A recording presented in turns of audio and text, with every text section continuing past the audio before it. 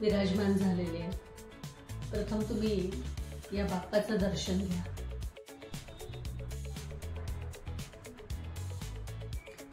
यंदा 31 ऑगस्टला म्हणजे येत्या रविवारी गौरींचं आव्हान होणार आहे. गौरी घरी येणार आहेत. या गौरी म्हणजे पार्वतीचंच एक रूप आहे. माझ्या घरी या गौरीचे पितळेचे मुखवटे आहेत. आता या गौरी माहेरी येणार, त्यामुळे आपण लाडू करंजीचा त्यांना नैवेद्य दाखवणार आहोत. तर हे लाडू करंजी आपण आता करायला घेऊया. आता आपण करंज्या करायला घेणार आहोत. तर त्याकरता ह्या 2 वाट्या मी बारीक रवा घेतलाय आणि 2 वाट्या मैदा घेतला आहे आणि त्याचा घट्ट गोळा असा भिजवून घेतलेला आहे मी. आपण कणिक कसा घट्ट गोळा बनवतो तसा हा बनवून घेतला आहे. 2 सुक्या खोबऱ्याच्या वाट्यांचा मी किस घेतला.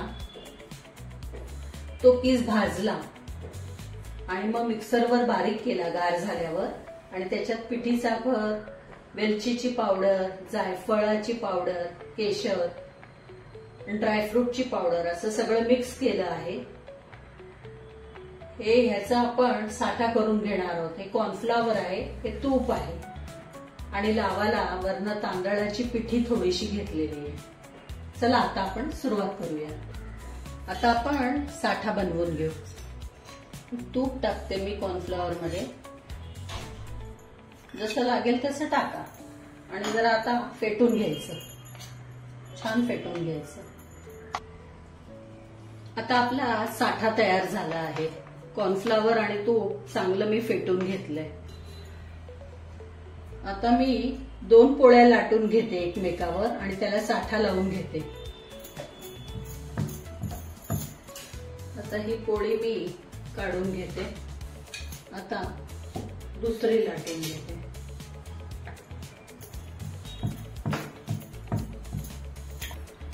आता आपण या पोळीला थोडासा साठा लावून घेऊया आणि त्याच्यावरती दुसरी पोळी ठेवूया.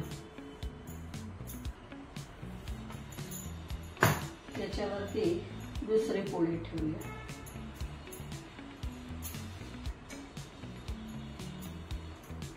याला थोडा कमी लावते मी. ही बाहेरची बाजू आहे ना, पण ती आपण गुंडाळून घेणार आहोत ना, त्यामुळे चालू शकेल थोडाफार.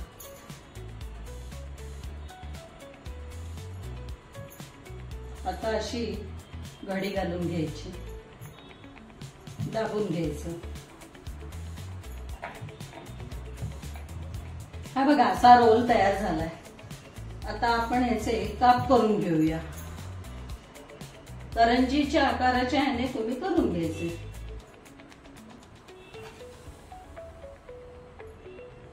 शेवटचा पार्ट काढून टाकला तरी चालेल.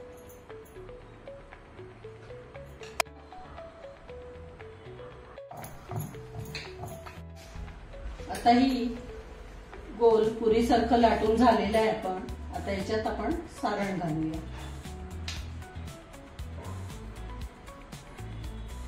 या सारणामध्ये मी 1 वाटी साखर घेतली आहे.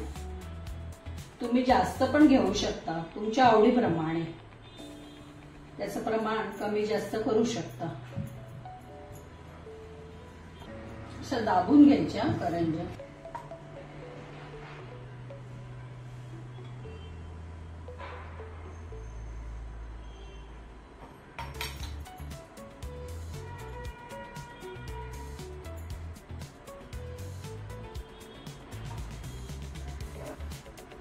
आपली एक करंजी झालीये. आता आपण अशा सगळ्या करून घेऊया.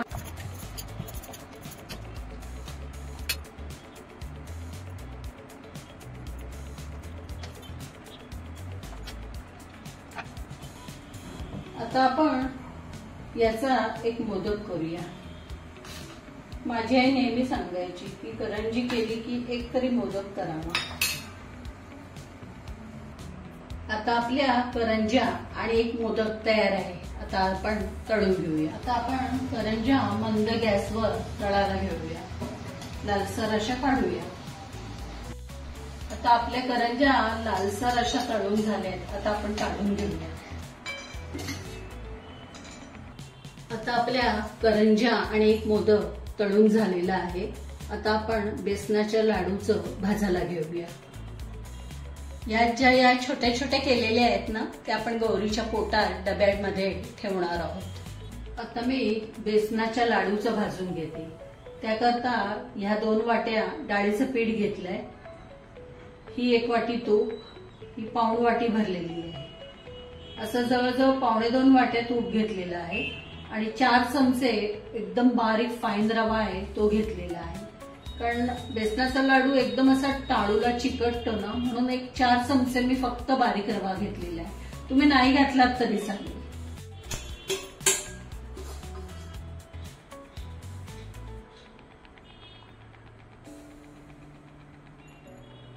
आणि हा रवा पण टाकून घेऊया आपण.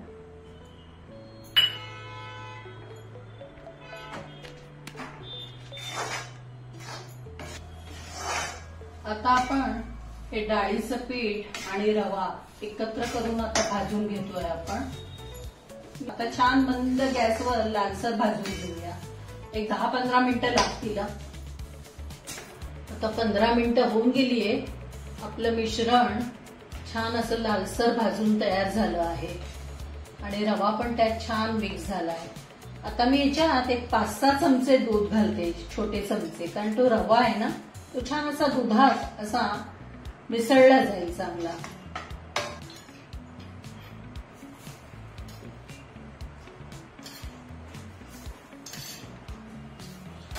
असं छान मिश्रण रवाळ होतं.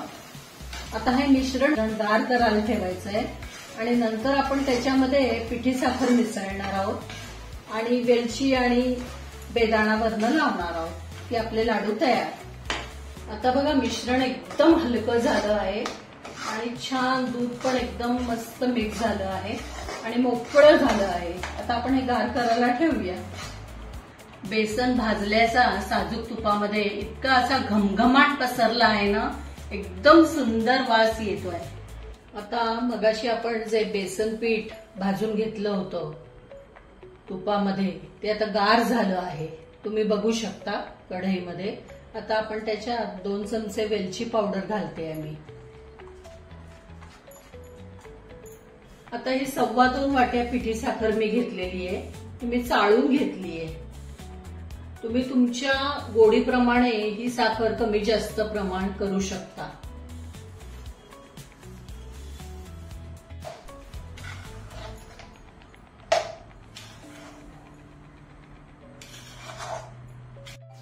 पहिले मी हे छोटे छोटे लाडू जे गौरींच्या पोटात आपल्याला घालायचे आहेत ना, ते मी करून घेते. आपण छोट्या करंज्या पण केल्या आहेत ना, ते आता हे छोटे लाडू आधी करून घेते.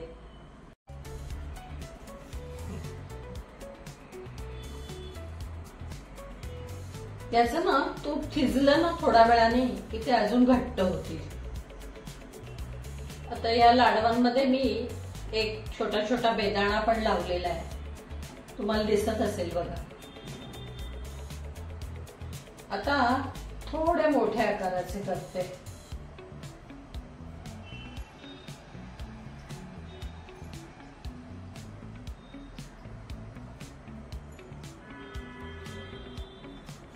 गौरी देवींचा लाडू करंजीचा नैवेद्य आता तयार झाला आहे. 31 तारखेला गौरींचं आव्हान होईल आणि 1 तारखेला आपण त्यांचं पूजन करूया आणि तेव्हा हा नैवेद्य आपण त्यांना अर्पण करूया. गौरी देवींना नैवेद्य करता मी लाडू करंजी बनवले आहेत. त्याचा व्हिडिओ तुम्हाला कसा वाटला ते नक्की मला कमेंट करून सांगा. व्हिडिओ आवडल्यास तुम्ही त्याला लाईक करा, शेअर करा, सबस्क्राईब करा. धन्यवाद.